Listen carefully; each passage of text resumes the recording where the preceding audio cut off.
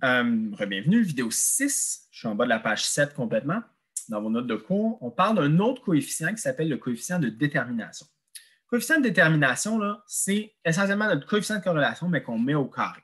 Au niveau des calculs, ce n'est pas compliqué. Souvent, Excel, en fait, va nous donner le coefficient de détermination directement. Nous, il va falloir calculer en faisant la racine carrée, puis en choisissant s'il est positif ou négatif, le coefficient de corrélation. Donc, R carré, c'est quoi? Ben, c'est le pourcentage de la variation de la variable y expliquée par x. Donc, ça va être ça son interprétation.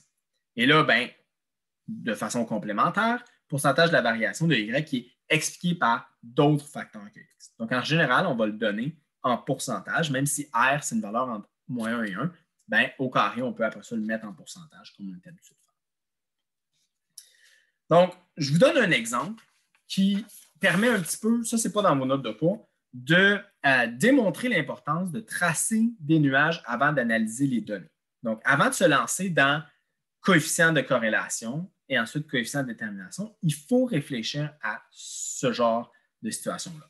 Donc, je vous montre des graphiques qui ont en réalité les mêmes propriétés statistiques, mais des graphiques drastiquement différents.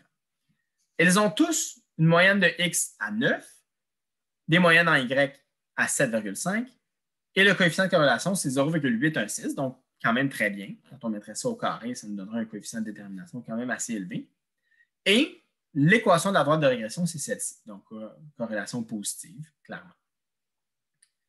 Vous voyez, tous ces graphiques-là correspondent à ces caractéristiques-là.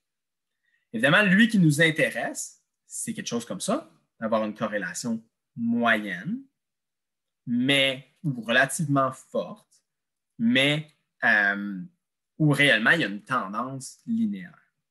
Ici, on a même les mêmes caractéristiques. Le coefficient de corrélation linéaire n'est pas mauvais, right? 0,8. Mais clairement, ça ne fonctionne pas. Et ici, encore pire. Et ici, ben, on a une corrélation linéaire ici, mais on a ce qu'on appelle un point aberrant. Donc, on va vouloir souvent se débarrasser de ce genre de point-là parce que sinon, on aurait un coefficient de corrélation de comme 0,99. Sauf que ce point-là fait en sorte de baisser énormément notre coefficient de corrélation. Donc, là, c'est dit de faire l'exercice 2 sur Excel. Ça, on va le faire en classe. Donc, il est écrit dans vos notes de cours, un paquet de questions. On va le faire en classe. On va le faire sur Excel. Je vais vous montrer sur Excel comment faire les calculs sur les corrélations linéaires.